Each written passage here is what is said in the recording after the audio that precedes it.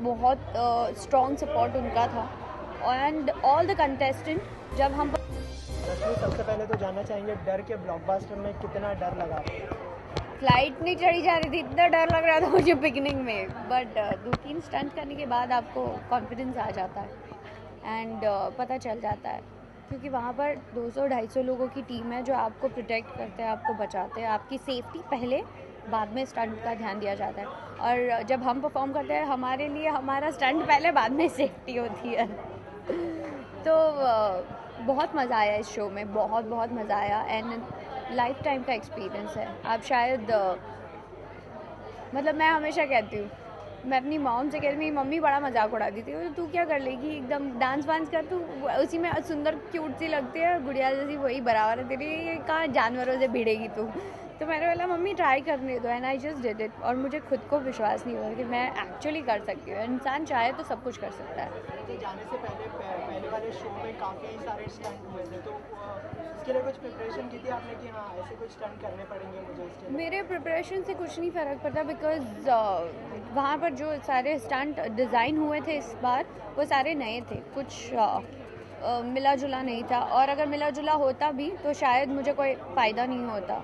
मैं बस यही सोच कर गई थी कि मैं वहाँ जाऊँगी, स्टंट तो करूँगी और देखती हूँ आगे जर्नी कैसे होगी। अच्छा, रोहित सर की बात करें तो किस तरह से सपोर्ट करते थे वो जो है स्टंट करने के समय? बहुत सपोर्ट करते थे, बिकॉज अगर उनका सपोर्ट नहीं होता तो शायद हम नहीं कर सकते। बहुत स्ट्रॉन्ग सपोर्ट उनका था एंड ऑल द कंटेस्टेंट जब हम परफॉर्म करते थे तो हमारे लिए इतना ज़ोर से चेयर करते थे, इतना मतलब ऐसे लग रहा है कि वो खुद ही परफॉर्म कर रहे हैं। और अगर कोई परफॉर्म नहीं कर सकता था तो सबके सब सैड हो जाते थे, उनको अच्छा नहीं लगता था, तो एक बॉन्डिंग बहुत अच्छी बन गई थी। शायद उसी वजह से जब हम स्टंट करके वापस आते थे पता नहीं चलता था।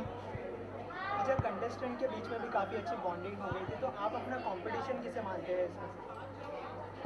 ये शो में आप किसी को अपना कंपटीशन बनाना भी चाहो ना तो आप शायद ना बना पाओ, क्योंकि अगर आपको ऐसे ऐसे जानवरों से ऊंचाई से फेंक देते हैं या कहीं लटका देते हैं या शॉक देते हैं, these all are very abnormal thing, आप नॉर्मली नहीं कर सकते। तो हमारे लिए बहुत सेफ्टी का ध्यान रखा जाता था, मेडिक हमेशा स्टैंड बाय पे होता था। उसके बावजूद अगर आप ये कोई भी एक स्टंट खुद कर लो, ये आपके लिए खुद के लिए बहुत बड़ा चैलेंज होता था। बात करें, क्या कहना चाहेंगे? आज आप पहुंचे हैं, मीडिया के सामने रूबरू हैं। जी ऑफ कोर्स बहुत खुश हूँ। फाइनली हमने जो इतनी मेहनत करी और शो में इतना सारा डेयर डेविल स्टंट्स किए हैं, फाइनली आज पूरा मीडिया देखने वाला है और ऑन एयर जाने वाला है शो बहुत जल्द, 1 हफ्ते में।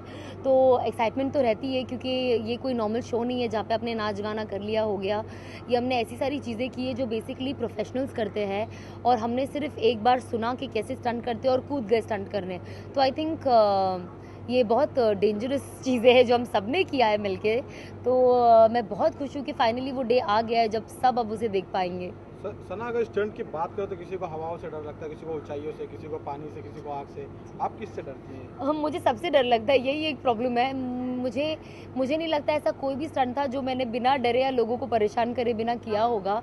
बट आई थिंक काफ़ी सपोर्टिव थे मेरे टीम मेंबर्स, रोहित सर के, उन्होंने मुझे मेरी उस चीज़ को पेशेंटली हैंडल किया और मुझे स्टंट करने देते गए। बट बहुत ज़्यादा सपोर्ट था लोगों का, आई थिंक इसीलिए मैं स्टंट पे स्टंट करती गई।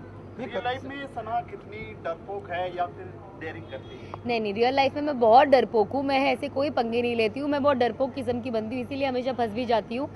तो आई थिंक मैं अपनी लाइफ में सेफ रहना ज़्यादा पसंद करती हूँ, और एज अ पर्सन मैं स्ट्रॉन्ग डेफिनेटली हूँ, बट मैं जितना पंगों से दूर रहूँ मुझे उतना बेटर है। मैं कोई भी चीज़ जानबूझ के अपना डेयर दिखाने के लिए मैं बिल्कुल नहीं करती हूँ। तो मैं रियल लाइफ में थोड़ी सी टेम्ड हूँ इन टर्म्स ऑफ स्टंट्स या ऐसे कुछ चीज़ें करने के अलावा। सना, रोहित शेट्टी लीडर हैं पूरे टीम के, कुछ खास टिप आपको और कोई दूसरे लीडर जो आपके साथ हैं उन्हें कोई खास टिप उन्होंने दी है? आई थिंक वो हर किसी को टिप देते थे, क्योंकि वो बायस बिल्कुल भी नहीं है। तो जो भी इंसान स्टंट करने जा रहा है उनको बताते थे कि ऐसे करो वैसे करो। ऑफकोर्स वो मेन टेक्निकलिटीज़ नहीं बताते, वरना उनके हिसाब से तो हम ऐसे ही स्टंट कंप्लीट कर लेंगे। तो पर वो डेफिनेटली बहुत मोटिवेट करते थे हर किसी को कि वो अच्छे से स्टंट करे, वो उनकी सबसे बेस्ट बात थी। कहीं ना कभी कहीं डर आपको लगा ऐसा लगा आपको? कि आप डर के घर जाना चाहिए कि नहीं, मुझे कभी नहीं लगा मुझे घर जाना चाहिए, क्योंकि जब आप कंपटीशन में हो तो आप डरते हो, रोते हो, गिड़गिड़ाते हो, लेकिन आप हारना नहीं चाहते हो।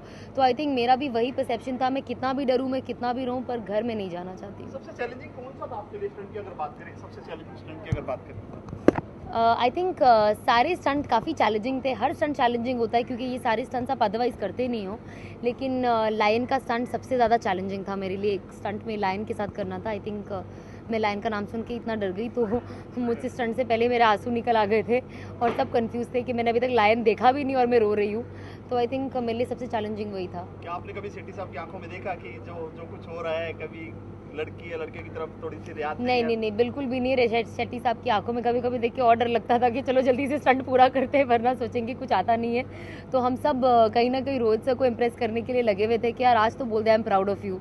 तो आई थिंक हर स्टूडेंट को वही होता है कि जिस दिन उनका टीचर बोले आई एम प्राउड ऑफ यू, वो सबसे बेस्ट मोमेंट होता है, और हम सब वो मोमेंट जी पाए। कोई ऐसा वाकया एक बताइए दर्शकों को जो काफी खौफनाक हो और दिल दहलाने वाला हो, जो आपको लगा हो।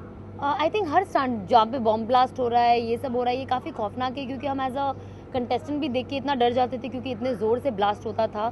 तो ये सारी चीज़ें होती थी, बट अदरवाइज अपने स्टंट के टाइम पे ऑफकोर्स मुझे अपने ही स्टंट में डर लगता था।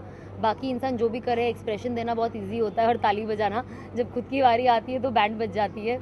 तो मेरे लिए मेरा हर स्टंट मेरे लिए डेफिनेटली खतरनाक था। तो सना फाइनली क्या कहना चाहेंगे व्यूअर्स को? मैं व्यूवर्स को सिर्फ यही कहना चाहूँगी कि खतरों के खिलाड़ी नेक्स्ट वीक से ऑन एयर होने वाला है। प्लीज़ देखिए, एंजॉय कीजिए।